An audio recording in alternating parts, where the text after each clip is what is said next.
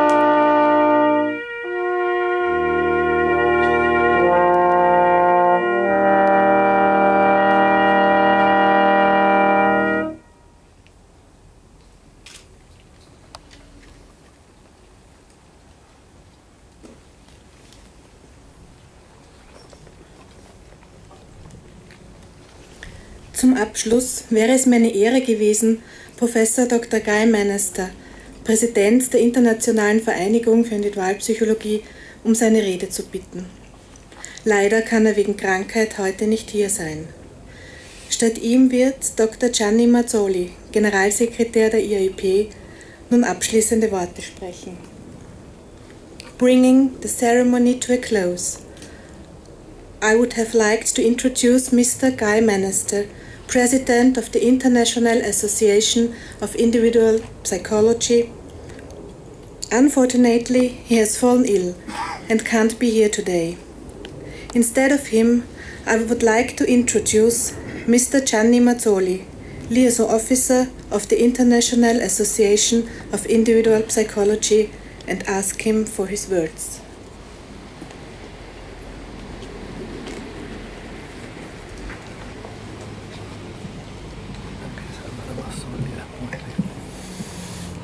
Ladies and gentlemen, good afternoon. It was a great honor for me. It is a great honor for me to be here instead of Professor Manaster, because he couldn't come for his illness. But I take his part, and of course with great honor. I have to apologize for my English because I'm Italian, and I know that when I speak English I make a lot of mistakes. But I try, because this is one of the teaching of Alfred Adler, the courage of being imperfect, and the useless to try to strive constantly to be perfect. So accept my mistake, and I can try with my English to say something. What I want to say from the point of view of the International Association is something related to the fruit that the efforts of Alfred Adler brought to us and brought to all humanity. In the late 1911, when Adler declared to establish and to develop a new system, the system later called the individual psychology, he had a great ambitious and an enormous courage and the strong will to bring something new for humanity, for the betterment of society, for the betterment of the individual. And I like to think to this moment as a moment when we put a seed in the ground, and gradually the seed grow up, and then it becomes a tree. And if a tree is good, we can see the goodness of the tree from his fruit. And what are the fruit that the efforts of Alfred Adler brought to us? I can say that there are many fruits. There are fruits because I think that I can say thousands of people in many parts of the world. Maybe I can say in all parts of the world, but let's say in many parts of the world. Daily they practice and they help persons who are in difficulties following the teaching of Alfred Adler. There are a lot of therapists, lot of counselors, lot of educators, teachers, parents, that they follow the principles that Alfred Adler gave us for the betterment of the individual and the organization. There are a lot of persons who in companies and firms make their service in order to increase the cooperation between the people that works in a certain company and a certain firm. The movement of Alfred Adler has spread all around the world. When I travel, I had the occasion to visit some countries, and I discovered that there are small groups, not recognized, but they have translated the book of Adler, and they follow Adler. When I had the chance to travel in East Asia, I found in such a strange language, like Farsi, or the language spoken in Afghanistan, or language spoken in Tajikistan, that the book of Adler were translated. And there were some people that tried to practice according to the teaching of Alfred Adler. And this is I can say this is a great fruit, because it's a fruit of service, is a fruit that with the efforts of Alfred Adler we have an instrument, a great instrument that is practiced in many parts of the world. And then there is another fruit, and the fruit is the International Association. Adler thought to have an international association and make a lot of efforts to spread the teaching all around the world. We all know that he went in the United States, that he traveled in the United States, he traveled in Europe to spread the principle of individual psychology. And we know that when he died, he was done one of these trips in Edinburgh when the life stopped in 1937. And a fruit is that there is an international association. The international association brings some, not all the movement, the Adlerian movement of the world, but gives shape to this movement, to more than 35 groups spread all around the world, that there are institutes, there are international society, that works and develop the Adlerian psychology. And there is another fruit that is going on to start just tomorrow and after tomorrow, and there is the International Congress. This is another fruit of the teaching of Adler.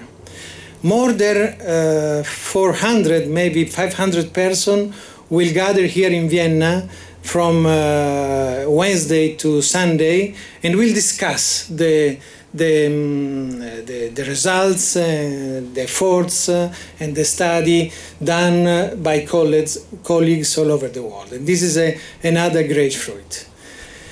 Of course, other fruits will come. For instance, the International Association wants to develop, wants that other groups enter in the International Association in order to become more strong. But not more strong for prestige, but more strong for service, because this is the real spirit of individual psychology. And so I think that the best contribution maybe that we can bring today in this emotional ceremony, we have been so close to the remains of the Alfred Adler and the ashes of Alfred Adler today, and we have had all this fantastic and emotional opportunity. And I think that the good thing is to bring and to remind what we have and what are the fruits of all the efforts of Alfred Adler. Thank you.